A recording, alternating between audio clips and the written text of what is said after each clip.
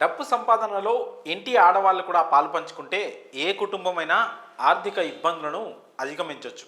అయితే మహిళలను ఆర్థికంగా బలోపేతం చేయడంతో పేద మధ్యతరగతుల వారిని ఆర్థికంగా నిలదొక్కునేలా చేసేందుకు ప్రభుత్వాలు అనేక సంక్షేమ పథకాలు, పొదుపు పథకాలు ప్రవేశపెడుతున్నాయి. అలాంటి వాటిలో చాలా ముఖ్యమైనది డ్వాక్రా పథకం. చాలామంది మహిళలు డ్వాక్రా రుణాలు పొంది ఆర్థికంగా ఎంతో కొంత ఉన్నతి అయితే సాధించారు. అయితే డ్వాక్రా మహిళలను మరింత ప్రోత్సహించేందుకు ఇప్పటికే ఇందిరమ్మ క్యాంటీన్ల నిర్వహణ బాధ్యతలు వారికి అప్పగించింది ప్రభుత్వం. ఇంకా కుటీర పరిశ్రమ ఏర్పాటుకు విరివిగా రుణాలను అందేలా చేస్తోంది. దీనికోసం మహిళలకు ఉచితంగానే శిక్షణ కూడా ఇస్తోంది. కుట్టి మిషన్లను కూడా పంపిణీ చేస్తోంది.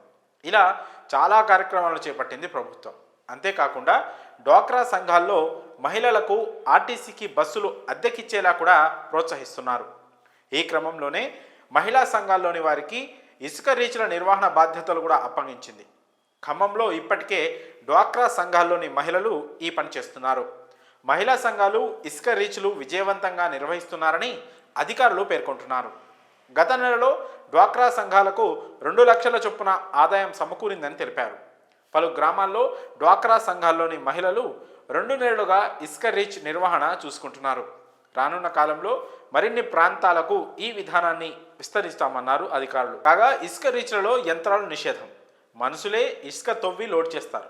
ఇసుక కావాలంటే తహసీల్దార్ నుంచి 1500 రూపాయలు చెల్లించి కూపన్ తీసుకోవాలి. తహసీల్దార్ ఛార్జ్ చేసే 1500 మొత్తంలో 539 రూపాయలు మహిళా సంఘాలకు వెళ్తుంది. గ్రామ పంచాయతీలకు, హమాలీలకు, పాలనా ఖర్చులు ఇలా వివిధ వాటికి మిగతా డబ్బులు వెళ్తాయి.